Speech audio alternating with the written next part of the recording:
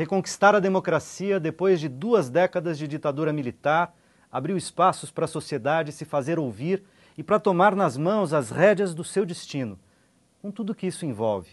Jogos de força e de interesses, desigualdades, injustiças, conflitos, mazelas, mas também liberdade, autoestima, novas formas de solidariedade, de colaboração, de trabalho, de sociabilidade, invenção de soluções para vários dos velhos e dos novos problemas, condição para finalmente superar nosso persistente complexo de vira-latas. Até porque experimentamos nos últimos anos processos de desenvolvimento econômico e social inéditos. Estabilização econômica, geração de milhões de empregos, distribuição de renda, melhoria, ainda que lenta, em indicadores das áreas de educação, de saúde, de cultura, de esportes, de infraestrutura e de produção, agrícola, industrial e de serviços. Experimentamos também o reconhecimento internacional. E por aí vai. As polêmicas e negociações em torno do novo Código Florestal brasileiro mostram diversidade e divergência de interesses no país. Mostram também dificuldades em promover o chamado desenvolvimento sustentável, ou seja, um desenvolvimento economicamente viável, socialmente justo e ambientalmente correto. No final da votação do Código, que eu acho que demorará muito tempo ainda, talvez de 6 a 1 ano, 6 meses a 1 ano, se nós sinalizarmos que haverá desmatamento... A gente perde mercado. Nós perdemos mercado. Inclusive do ponto de vista político internacional, na Rio+20, nós estamos o ano que vem, a Rio+20 de 2012, tá certo? E o que nos qualifica para a Rio+20, inclusive? É o Brasil ter assumido metas na COP15, lá em Copenhague, de diminuição. O Brasil foi pioneiro. Isso não é uma coisa qualquer para o país. O próprio ministro de Relações Internacionais, ele diz que a principal bandeira, o que faz a diferença do Brasil na questão internacional é o nosso patrimônio ambiental. Estamos jogando isso fora. Então, apenas para que a pessoa que está nos assistindo entenda como esse código, me permite, deputado, não é ruim, ele é péssimo e ele é um desastre para o país. Ele é ruim para a economia, é ruim para as nossas exportações, é ruim para a imagem do país lá fora.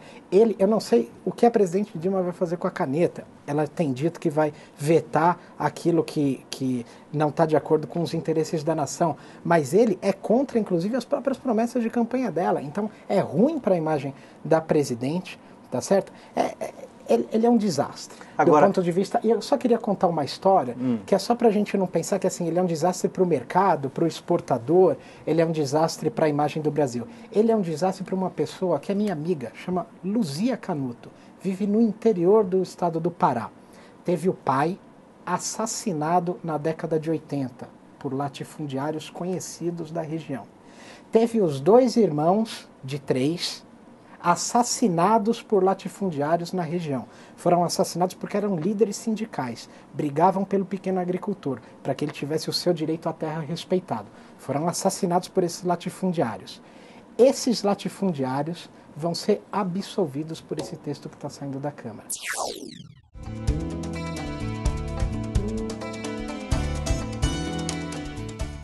A desigualdade na distribuição de terras no Brasil é histórica.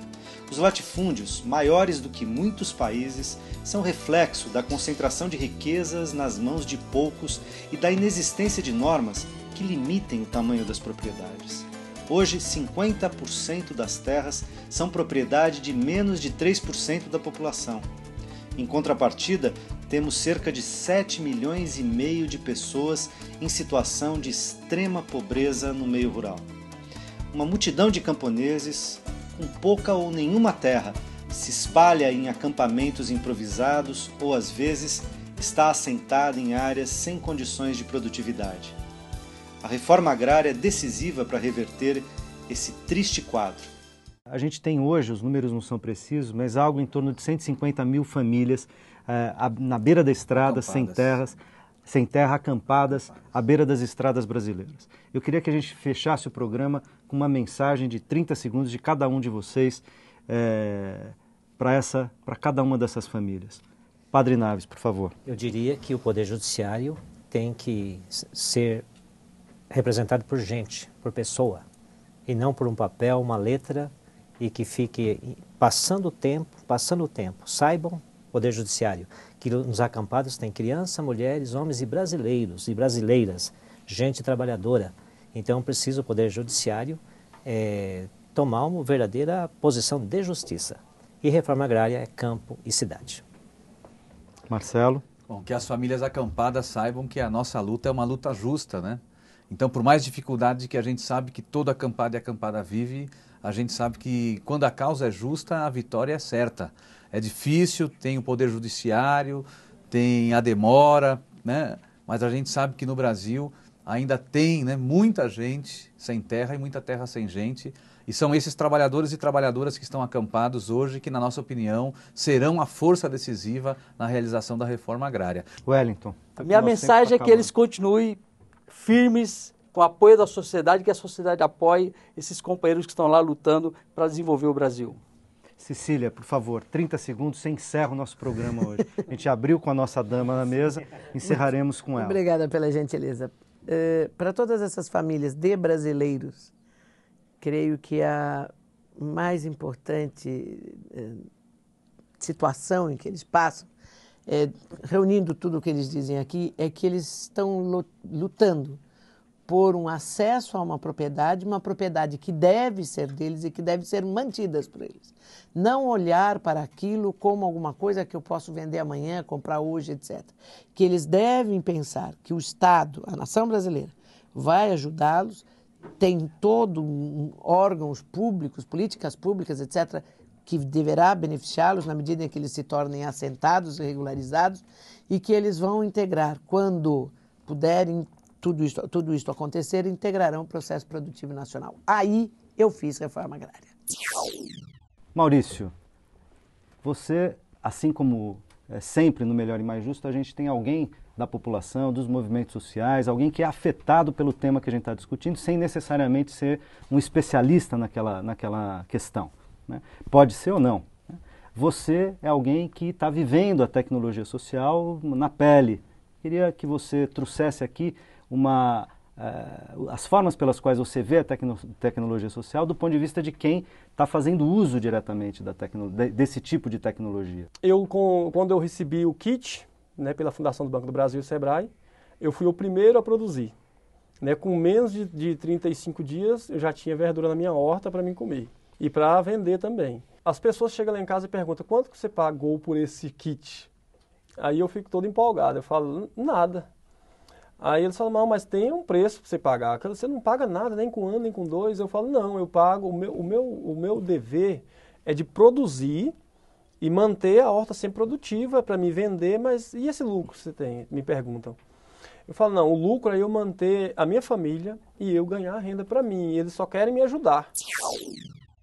A maior parte desses ganhos que nós estamos vendo nessa década, que nós passamos agora, eles não são ganhos que vêm exclusivamente das transferências de renda.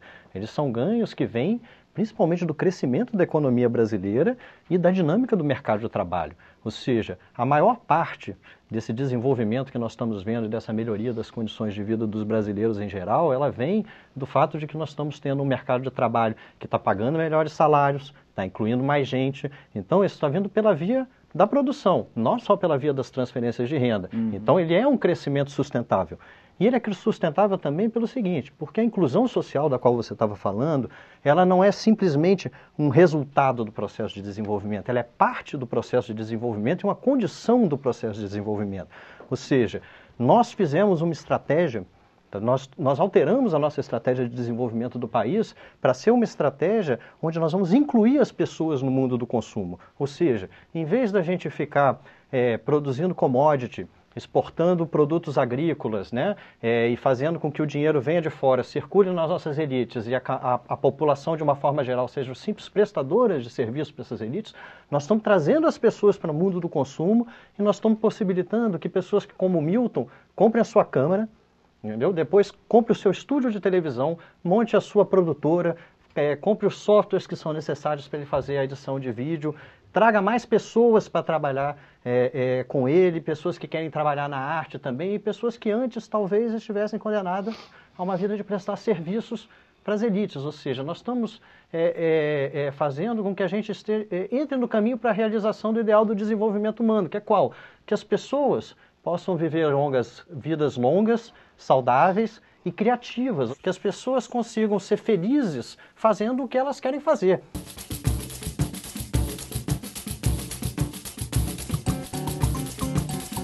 O Carnaval é uma das maiores e mais difundidas festas populares brasileiras. Mas o Brasil é ainda mais rico na criação e na expressão artística popular. A congada, o maracatu, o bumba meu boi, as festas juninas do divino, a folia de reis e daí por diante. Manifestações genuínas, arte e festa do povo para o povo. Celebrações que mesclam o religioso, o folclórico, o místico, o mítico, o profano e que reafirmam vínculos sociais e raízes culturais. Encontros públicos que aproximam as pessoas, ajudando a inventar e a fortalecer laços comunitários. Encontros que movimentam e ativam lembranças, tradições e emoções. Debater e cuidar desses patrimônios culturais é participar da criação de uma sociedade melhor e mais justa. Eu costumo dizer, né, a gente que mexe com cultura popular, eu digo, olha, eu estou nesse negócio de catar pedra já faz bem uns 50 anos, né? Para bem dizer, 58. Muita gente me dizia, por que eu nunca larguei disso? Mas cadê coragem? Cadê? Cada um tem que campear alguma coisa, não é? Tem quem campeie paz, tem quem campeie briga. Eu campeio pedras. E foi numa dessas noites da minha velhice que matutando, eu pude entender por que eu nunca larguei disso. Os senhores aqui presentes saberiam dizer mesmo por quê? Só a gente que garimpa, meu amigo, é que pode tirar estrela do chão. Garimpemos. Parabéns. Ditinho, por favor, depois de uma fala final inspiradora como essa, Ditinho da Congada, suas últimas considerações. Não tem aplaudi-lo, não é? Mas vamos lá. Eu peço que Deus me dê bastante saúde, bastante felicidade e que eu continue sendo. Eu não acredito em sorte. Sorte não existe. Sorte é uma palavrinha dos alienados. Então, que Deus continue me abençoando e que meus sonhos, que de 100% dos meus sonhos, 80% eu realizei. E espero que esses 20% eu realizo, que é o seguinte, é fazer uma grande política cultural nesse país, começar por São Bernardo, a gente vem colocando essa sementinha. Então que Deus me dê força para que tudo isso, para que nós possamos fazer uma grande transformação nesse país, mas que nós façamos política cultural vindo de nós. Para que nós não esperamos ter que bater na porta do poder público, nós vamos abrir ela. E só vão nos respeitar quando eles souberem que nós temos a chave para abrir aquela porta. Porque enquanto eles acreditarem que é eles que abrem a porta a hora que eles querem e para quem eles querem, nós vamos ver nossas criancinhas, que eu vejo minha netinha lá, com 2 anos de idade. Eu falo para ela, dança pro vovô ver.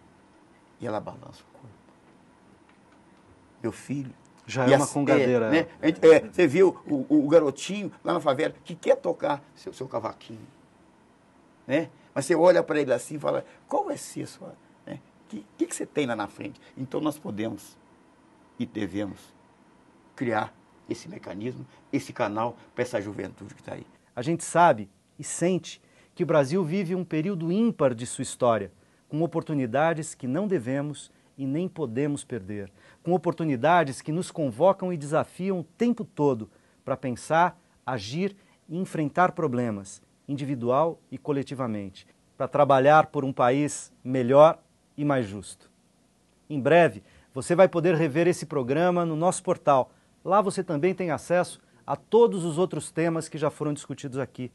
Eu agradeço a você que nos acompanhou nesse primeiro ano de Rede TVT.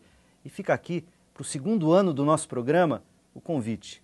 Continue fazendo com a gente esse espaço de debate, que é de todos e, por isso, é seu. A gente se encontra na próxima quinta ou a qualquer momento na web. Forte abraço.